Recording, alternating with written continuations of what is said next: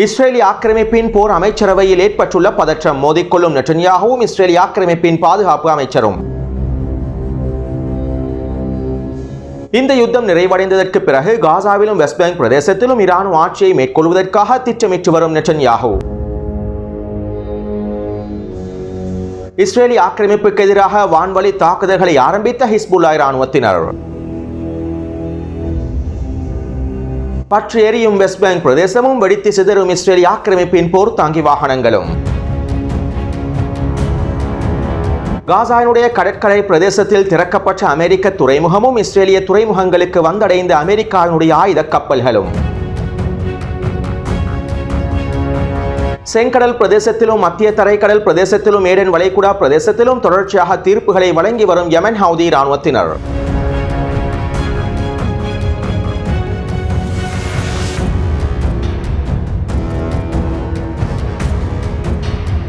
செங்கடல் பிரதேசத்திலும் ஏடென் வளைகுடா பிரதேசத்திலும் இந்திய பெருங்கடல் பிரதேசத்திலும் மத்திய தரைக்கடல் பிரதேசத்திலும் யெமன் ஹவுதி இராணுவத்தினர் தரமான தொடர்ச்சியான தாக்குதல்களை மேற்கொண்டு வருகின்றார்கள். அதிலும் குறிப்பாக செங்கடல் பிரதேசத்திலே அனாதையாக இருக்கக்கூடிய அமெரிக்க போர்க்கப்பல்களை இலக்கு வைத்து தொடர்ச்சியான தாக்குதல்களை மேற்கொண்டு வருகின்றார்கள். கடந்த 4 நாட்களாக அமெரிக்க போர்க்கப்பல்களுக்கும் யெமன் ஹவுதி இராணுவத்தின் கடற்படைக்கும் இடையில் உக்கிரமான மோதல்கள் இடம்பெற்று வருகின்றன. ஒவ்வொரு நாளும் பல மணித்தியாலங்களுக்கு மேலாக இரு கடற்படையினருக்கும் இடையில் தாக்குதல்களும் மோதல்களும் இடம்பெற்று வருவதாகவும் அமெரிக்க ஊடகங்களும் செய்திகளை வெளியிட்டுள்ளன. அத்தோடு யெமன் அன்சாருல்லாவினுடைய புரட்சி தலைவர் சயீத் அப்துல் மலிக் அவர்கள் விசேட உரை ஒன்றை முன்வைத்துள்ளார். அவருடைய உரையின் சுருக்கத்தினை நான் இங்கு குறிப்பிடுகின்றேன். பலஸ்தீனத்தை யூதர்கள் ஆக்கிரமித்து 76 ஆண்டுகள் நிறைவடைந்து விட்டன. பிரித்தானியாவினதும் அமெரிக்காவினதும் சூழ்ச்சி திட்டங்கள் மூலமாக பலஸ்தீனிய தேசம் ஆக்கிரமிக்கப்பட்டது. 20ஆம் நூற்றாண்டில் நடைபெற்ற மிகப்பெரிய இன சுத்திகரிப்பு நடவடிக்கையான பலஸ்தீனிய ஆக்கிரமிப்புக்கும் நடைபெற்ற இனப்படுகொலைகளுக்கும் அமெரிக்காவும் பிரித்தானியாவுமே காரணமாக இருந்துள்ளார்கள். தற்போது 21ஆம் நூற்றாண்டிலே நடைபெற்று வரக்கூடிய மிகப்பெரிய இனப்படுகொலைகளுக்கும் அவர்களே மூல பங்காளர்கள் இருக்கின்றார்கள். அமெரிக்காவினுடைய பிரித்தானியாவினுடைய முழு ஆதரவின் பேரில் தான் இஸ்ரேலிய ஆக்கிரமிப்பு காசாவிலே இனப்படுகொலை தாக்குதல்களை மேற்கொண்டு வருகின்றது. அமெரிக்காவின் திட்டத்திற்கு அமைவாகத்தான் இஸ்ரேலிய ஆக்கிரமிப்பு ரஃபா பிரதேசத்திலும் தாக்குதல்களை ஆரம்பித்திருந்தது. இஸ்ரேலிய ஆக்கிரமிப்புக்கு தாக்குதலுக்கான அனைத்து திட்டங்களையும் வழங்கியிருப்பது அமெரிக்கா தான். ஆனால் அவர்கள் சர்வதேசத்தை ஏமாற்றுவதற்காகவும் உள்நாட்டு அரசியல் அழுத்தங்களில் இருந்து விடுபடுவதற்காகவும் ஒரு மிகப்பெரிய நாடகத்தை அரங்கேற்றி வருகின்றார்கள். அத்தோடு காசாவின் யுத்த களத்தில் இஸ்ரேலிய எதிரி மிகப்பெரிய இழப்புகளை சந்தித்து வருகின்றான். பலஸ்தீனிய எதிர்ப்பு பிரிவுகளின் உறுதியான இஸ்ரேலிய ஆக்கிரமிப்பு எதிரியை விரக்தி அடைய செய்துள்ளது.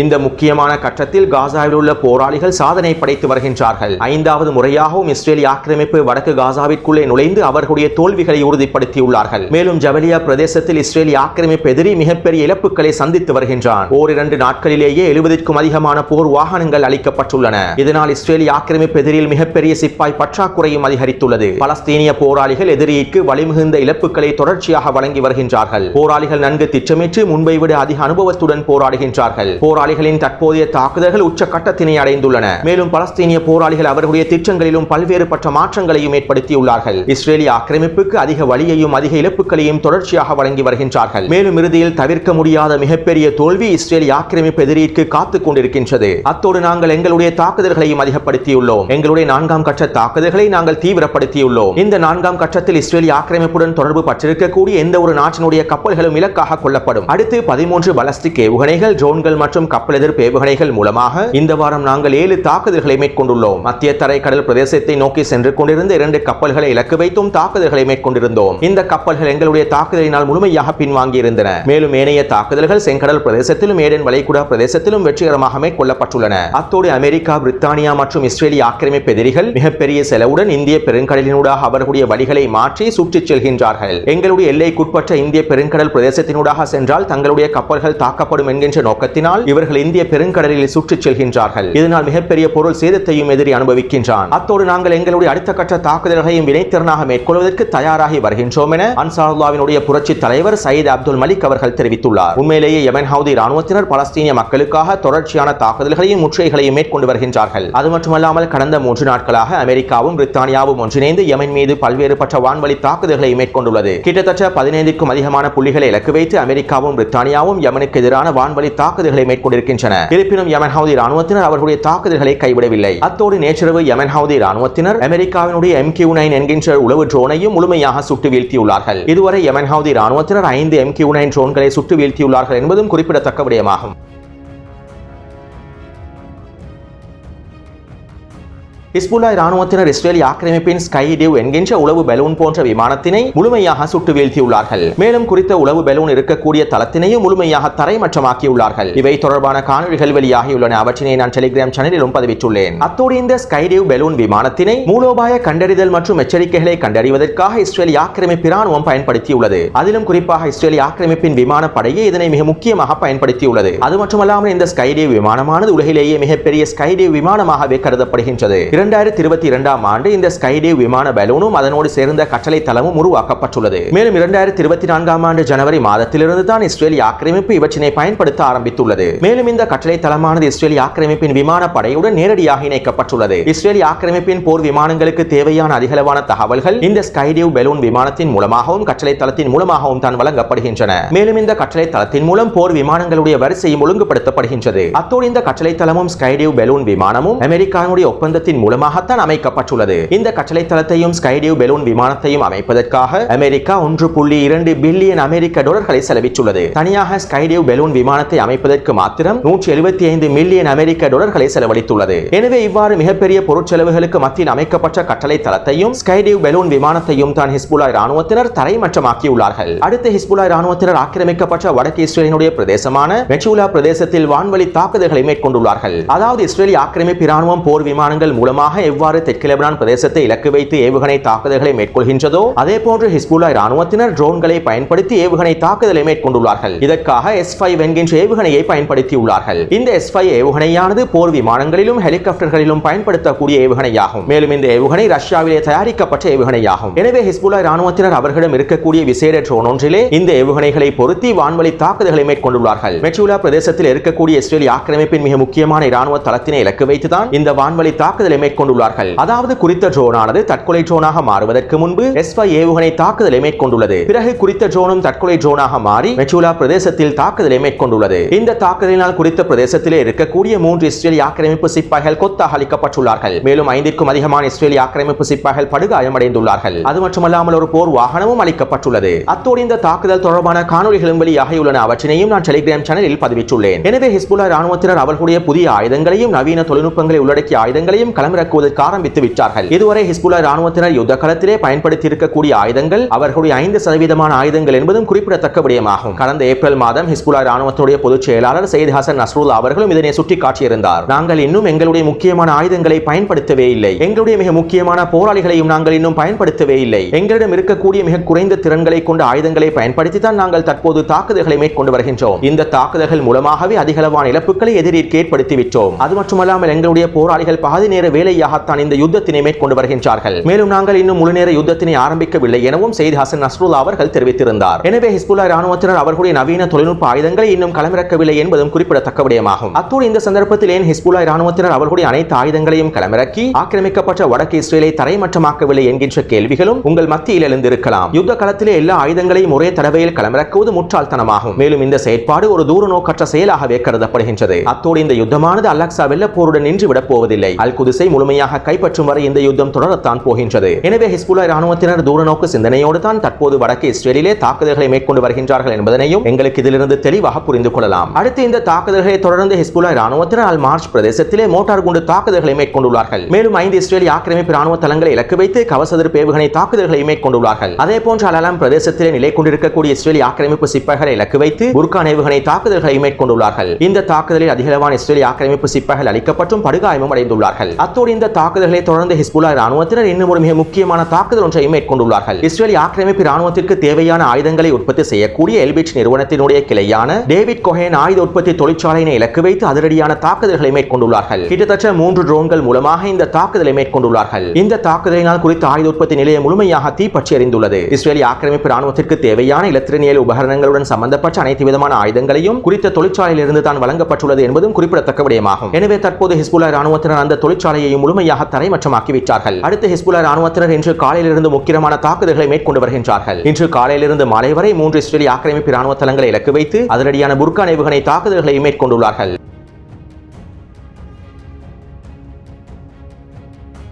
வெஸ்ட் பேங்க் பிரதேசத்தில் பலஸ்தீனிய போராளிகளுக்கும் இஸ்ரேலிய ஆக்கிரமிப்பு ராணுவத்திற்கும் இடையில் தொடர்ச்சியான மோதல்கள் இடம்பெற்று வருகின்றன. கடந்த 2 வாரமாக வெஸ்ட் பேங்க் பிரதேசத்திலே நடைபெற்ற மோதல்கள் தொடர்பாக எந்தவிதமான தகவல்களையும் நான் வழங்கி இருக்கவில்லை. இருப்பினும் வெஸ்ட் பேங்க் பிரதேசத்திலே பலஸ்தீனிய போராளிகள் உக்கிரமான தாக்குதல்களை மேற்கொண்டு வருகின்றார்கள். அத்தோடு இஸ்ரேலிய ஆக்கிரமிப்பு ஜெனின், தூபாஸ், நப்லஸ், துல்கராம் ஆகிய பிரதேசங்களுக்குள்ளே நுழைந்து துப்பாக்கிச் சூட்டு தாக்குதல்களையும் ட்ரோன் தாக்குதல்களையும் மேற்கொண்டு வருகின்றது. பலஸ்தீனிய நகரங்களின் வீதிகளை சிதைத்து நகர கட்டமைப்புகளை சிதைத்து மிகப்பெரிய சேதத்தினை இஸ்ரேலிய ஆக்கிரமிப்பு மேற்கொண்டு வருகின்றது. அதேபோன்று வெஸ்ட் பேங்க் பிரதேசத்தில் இருக்கக்கூடிய பலஸ்தீனிய போராளிகள் இஸ்ரேலிய ஆக்கிரமிப்பின் சோதனை சாவடிகளை இலக்கு வைத்தும் இஸ்ரேலிய ஆக்கிரமிப்பின் போர் வாகனங்களை இலக்கு வைத்தும் தரமான தாக்குதல்களை மேற்கொண்டு வருகின்றார்கள். கடந்த 2 வாரத்திற்குள் மாத்திரம் வெஸ்ட் பேங்க் பிரதேசத்தில் இருக்கக்கூடிய அல் கஸாம் படையினரும் அல் குதுஸ் படையினரும் ஏனைய படைப்பிரிவுகளும் ஒன்றிணைந்து 40க்கும் அதிகமான தாக்குதல்களை மேற்கொண்டுள்ளார்கள். அத்தோடு நேற்றைக்கு முன்தினம் ஜெனின் பிரதேசத்தில் உக்கிரமான மோதல்கள் இடம்பெற்றுள்ளன. இந்த சந்தர்ப்பத்தில் 2 இஸ்ரேலிய ஆக்கிரமிப்பு சிப்பாய்கள் படுகாயமடைந்துள்ளார்கள். அதேபோன்று நேற்றிரவு டூபாஸ் பிரதேசத்தில் அல் குதுஸ் படையினர் 2 போர்த்தாங்கி வாகனங்களை இலக்கு வைத்து வெடிகுண்டு தாக்குதல்களை மேற்கொண்டுள்ளார்கள். இவை தொடர்பான காணொளிகளும் வெளியாகியுள்ளன. அவற்றையும் நான் டெலிகிராம் சேனலில் பதிவிடுகின்றேன். எனவே காசாவிலே யுத்தக்களம் தொடர்வதை போன்று வெஸ்ட் பேங்க் பிரதேசத்திலும் பலஸ்தீனிய போராளிகளுக்கும் இஸ்ரேலிய ஆக்கிரமிப்புக்கும் இடையில் தொடர்ச்சியான மோதல்கள் இடம்பெற்று வருகின்றது என்பதும் குறிப்பிடத்தக்க விடயமாகும்.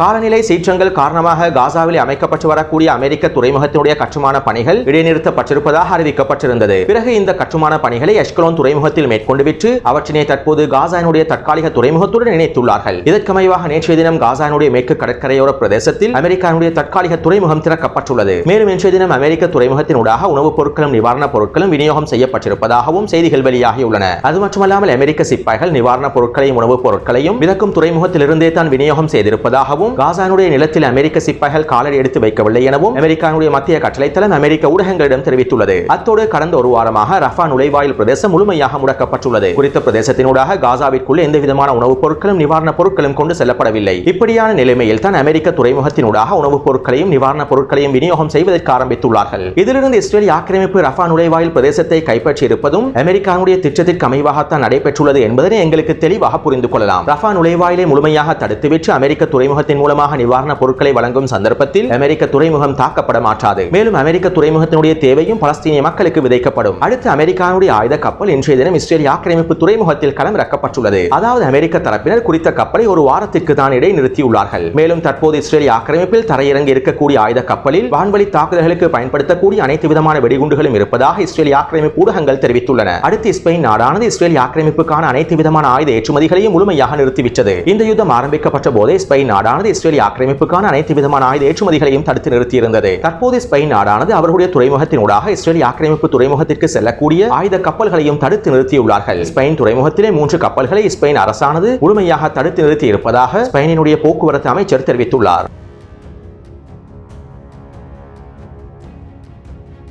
ரஃபா பிரதேசத்திலே தரைவழி தாக்குதல்களை ஆரம்பித்து ரஃபா பிரதேசத்தில் இருக்கக்கூடிய ஹமாஸினை நாங்கள் முழுமையாக அழித்து விட்டோம் என்றும் ரஃபாவிலே நாங்கள் வெற்றி பெற்று விட்டோம் என்றும் மாயையை வெளிப்படுத்துவதற்காக நெட்டன்யாஹூ பல்வேறுபட்ட முயற்சிகளை செய்து வருகின்றார். அதேபோன்று காசா முழுவதும் தரைவழி தாக்குதல்களை ஆரம்பித்து வெற்றி என்னும் மாயையை வெளிப்படுத்துவதற்காக பல்வேறுபட்ட முயற்சிகளை நெட்டன்யாஹூ செய்து வருகின்றார். இருப்பினும் தற்போது நெட்டன்யாஹூவின் இந்த வெற்றி மாயைகள் தலைகீழாக மாறிவிட்டன. ரஃபா பிரதேசத்திலும் வடக்கு காசா பிரதேசத்திலும் இஸ்ரேலிய ஆக்கிரமிப்பு சிப்பாய்கள் கொத்து கொத்தாக செத்து மடிந்து வருகின்றார்கள். ஒவ்வொரு நாளும் நூற்றுக்கணக்கான இஸ்ரேலிய ஆக்கிரமிப்பு சிப்பாய்கள் கொல்லப்பட்டும் படுகாயமடைந்தும் வருகின்றனர்.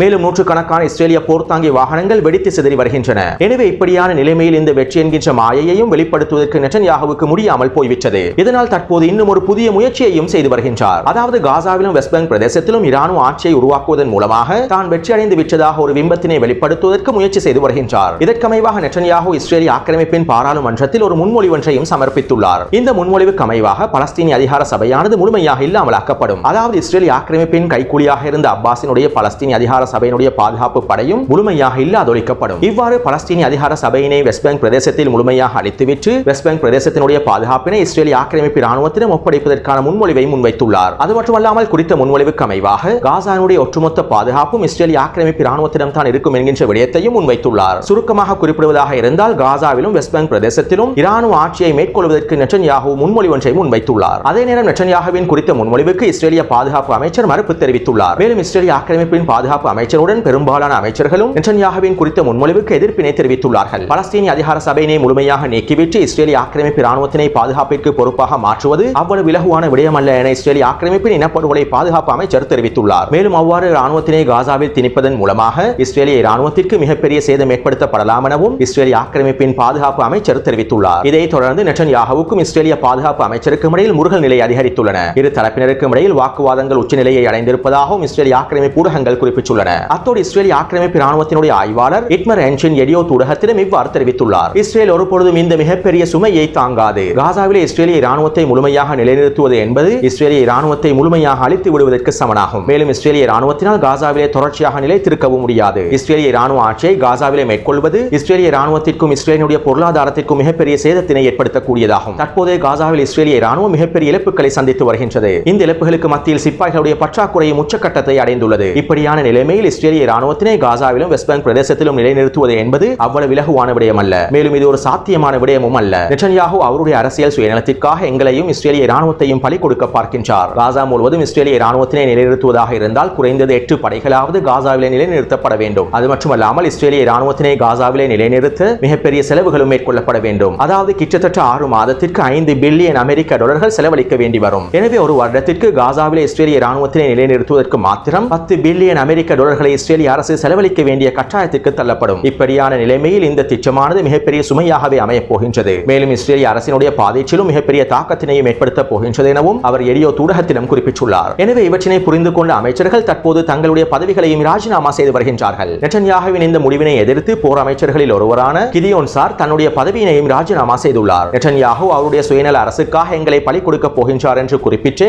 அவர் தன்னுடைய பதவியினையும் ராஜினாமா செய்துள்ளார். அத்தோடு இன்றைய போர் அமைச்சரவை கூட்டத்தில் இஸ்ரேலிய ஆக்கிரமிப்பினுடைய எதிர்க்கட்சி தலைவர் யாயர் லாபிட் இவ்வாறு தெரிவித்துள்ளார். நாங்கள் காசாவிலே ஹமாஸினை முழுமையாக அழிப்பதற்கு முன்பு நெட்டன்யாகுவை அழித்து விட வேண்டும். நெட்டன்யாகுவினுடைய ஆட்சியை முழுமையாக அழித்து விட வேண்டும். அது மட்டுமல்லாமல் இஸ்ரேலிய ராணுவம் வடக்கு காசாவிலே மிகப்பெரிய இழப்புகளை சந்தித்து வருகின்றது. இஸ்ரேலிய ராணுவத்துடைய சிப்பாய் பற்றாக்குறையும் அதிகரித்துள்ளது. இஸ்ரேலினுடைய பொருளாதாரம் வீழ்ச்சியை நோக்கி நகர்ந்து கொண்டிருக்கின்றது. இப்படியான நிலைமையில் நெட்டன்யாகு இந்த முன்மொழிவை முன்வைத்திருப்பது ஒரு முட்டாள்தனமான விடயம் என்றும் சாத்தியமற்ற விடயம் என்றும் யாயர் லாபிட் தெரிவித்துள்ளார். ஒருபுறம் காசாவின் யுத்த களத்தில் இஸ்ரேலிய ஆக்கிரமிப்பு சிப்பாய்கள் கொத்து கொத்தாக செத்து மடிந்து வருகின்றார்கள். இஸ்ரேலிய போர்த்தாங்கி வாகனங்கள் கொத்து கொத்தாக வெடித்து சிதறி வருகின்றன. இன்னும் ஒரு புறம் இஸ்ரேலிய ஆக்கிரமிப்பு அமைச்சர்கள் மோதிக்கொள்கின்றார்கள். இஸ்ரேலிய ஆக்கிரமிப்பு அரசியல் பொருளாதார ஸ்திரத்தன்மையை இழந்து ஒரு இக்கட்டான சூழ்நிலைக்குள் சிக்கிக் கொண்டுள்ளது. எது எவ்வாறு இருப்பினும் இவற்றினை பார்த்துக் கொண்டிருக்கக்கூடிய எங்களுக்கு கண் குளிர்ச்சியாகவே இருக்கின்றது. அத்தோடு காசாவின் யுத்த காலத்தில் நடைபெற்ற தாக்குதல்கள் தொடர்பான தகவல்களை நான் இந்த காணொலியில் பதிவிடவில்லை. பலஸ்தீனிய போராளிகள் நெய்சோறு விருந்தை வழங்கியிருப்பார்கள் என்றே நான் நினைத்திருந்தேன். ஆனால் தற்போது பலஸ்தீனிய போராளிகள் வடக்கு காசாவிலும் ரஃபா பிரதேசத்திலும் கல்யாண விருந்தை வழங்கி வருகின்றார்கள். பலஸ்தீனிய போராளிகளின் தரமான வீரியமான தாக்குதல்கள் தொடர்பான தகவல்களை உள்ளடக்கிய காணொலியினை நான் நாளை காலை 10 மணி அளவில் வெளியிடுகின்றேன். எனவே பலஸ்தீனிய போராளிகளின் கல்யாண விருந்துக்காக காத்திருங்கள். தொடர்ந்தும் என்னுடன் இணைந்திருங்கள். நன்றி, வணக்கம்.